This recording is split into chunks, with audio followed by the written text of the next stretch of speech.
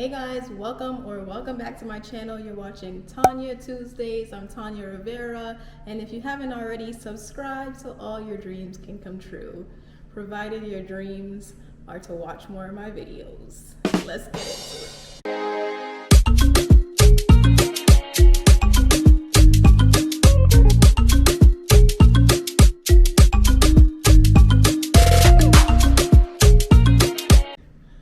Okay, so as you guys can see by the title, I'm going to be reviewing LIU Brooklyn, and if you're new to my channel, I graduated LIU Brooklyn's nursing program, so I'm going to be giving them a little review now that I'm done with school.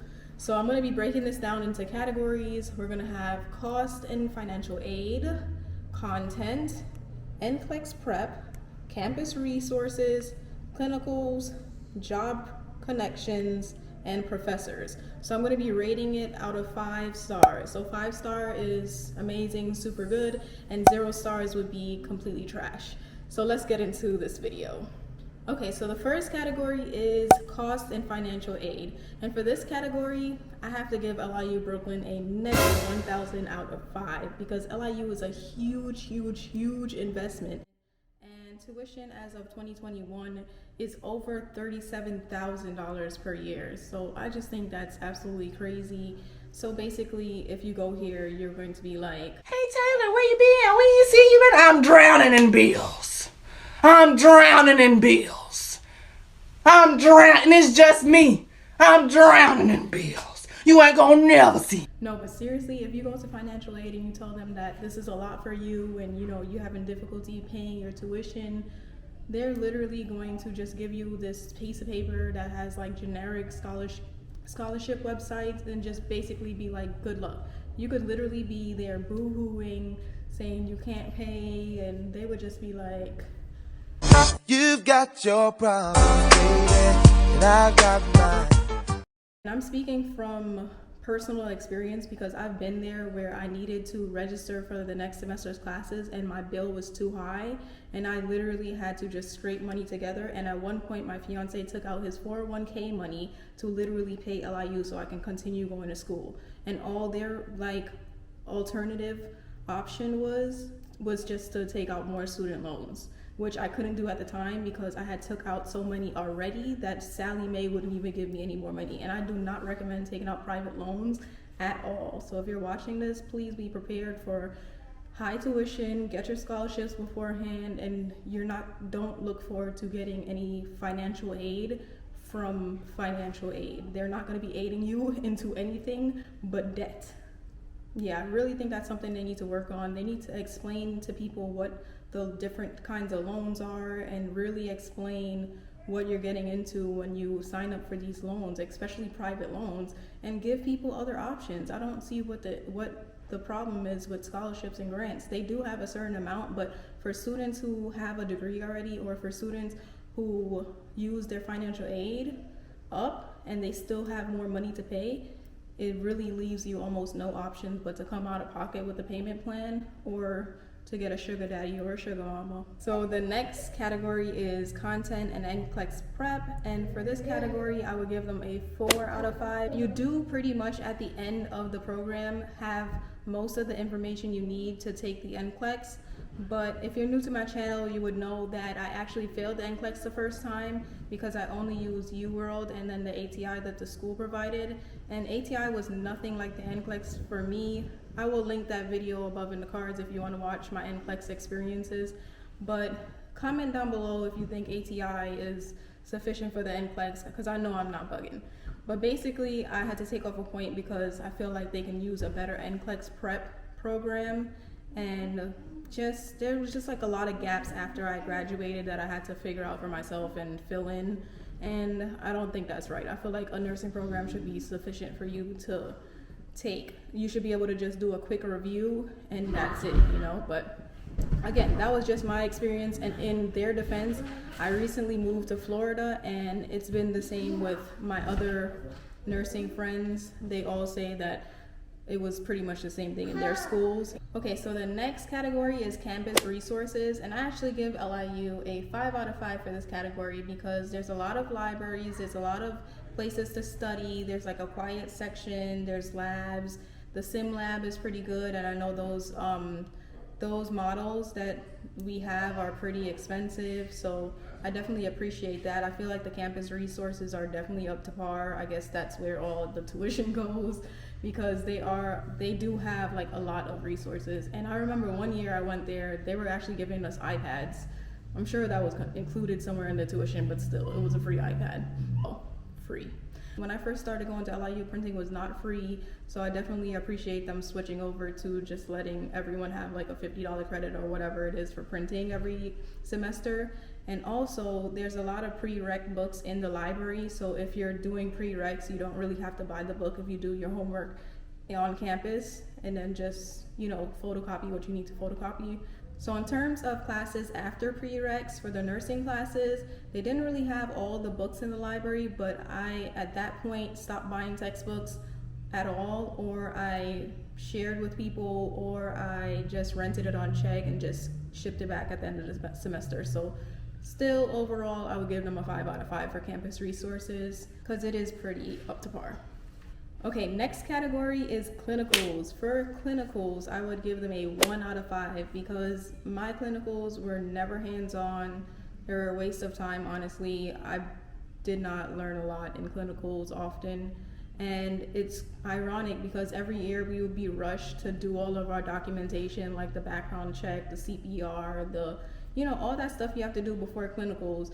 We would get rushed and like hounded about it. And then when you do all of that, you still don't get to actually go to the hospital on time. There's always like some delay or some organization issue there. I remember one clinical rotation I had, the nurses actually did not want us there, and it was very awkward, and I really did not even want to go at all because they weren't receptive to us at all. And I don't know if that's something the school can really control, but it definitely hindered my learning in terms of clinicals. And then the only other clinical rotation I had was like a nursing home, where that was hands-on, but it was limited because obviously it's a nursing home. There wasn't like a lot of skills that we could have learned. We basically did, we did the basics. We did bed baths. We gave insulin, things like that. So it was hands-on, but after that, COVID happened and it went online. And then we started using Shadow Health, which to me is not clinical experience at all. Like, it's literally health assessment. It's not clinical experience in terms of like what we would have been getting in the hospital. It's not practicing skills. It's really just a filler program to say that you did clinicals, and I didn't appreciate that. Like, at the time I didn't care, but now that I actually need these skills in real life, like it bites you in the butt in the long run, basically. And I feel like they should know that, being program leaders, So I feel like they definitely lost points in this category for clinicals because my clinical experiences were not good. And again, I moved to Florida, so now I know a lot of other nurses who have went to different schools here, and they all talk about how their clinical experiences were so much better. And even my friends who go to NYU talk about their clinical experiences, and it was also better than mine. That's why they get a 1 out of 5 in this category. In their defense, I know it's hard to find clinical rotations for us and fill them and get them in a timely manner and all of that, but I'm still gonna give them a 1 out of 5 for this category because I told y'all this is a very honest and blunt video, and I'm gonna keep it real. Okay, next category is job connections, and for this category, I would give them a 2 out of 5 because the professors are pretty cool about references and things like that, but in terms of the school, I've only ever seen them post a job post for us, like in the email, 2 times, and both times I had applied because I wanted to get clinical experience during the program, and both of those times nobody ever even answered me. So I feel like they don't really connect us with jobs really well, but after you graduate and you get your license, you could pretty much find a job pretty easily. But it would be really nice if they can just have those connections with hospitals and help us find jobs after and things like that, like NYU does. I have a friend who goes to NYU, and she was hired in NYU hospital right away. So if I was reviewing them, I would give them a 5 out of 5 for job connections. But unfortunately, here in this case, I would give them a 2 out of 5. Okay, last category, and I saved this for last because I'm hoping nobody from LIU is gonna watch this. Professors, I'm gonna give them a 1 out of 5 because most of the professors just read from the slides and are not really passionate about what they're teaching. And I feel like you just have to teach yourself and be your own professor, and for all of that money, I don't feel like that's fair.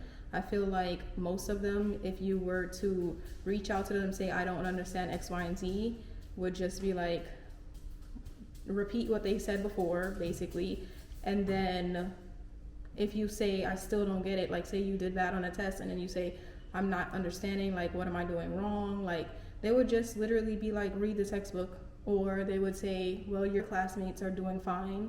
And this is from personal experience. Like I've been told this from professors before, like more than one professor, when I reached out saying that I don't understand the content, or that I'm struggling in the class, or that I'm confused on what I'm doing wrong. So definitely not a good category for this school, because another thing that bothered me was just that I feel like the professors were really closed-minded and limiting, because a lot of them were kind of one-track minded, kind of saying that like you have to go to med surg, and you like, they were basically only thinking about nursing in the hospital setting.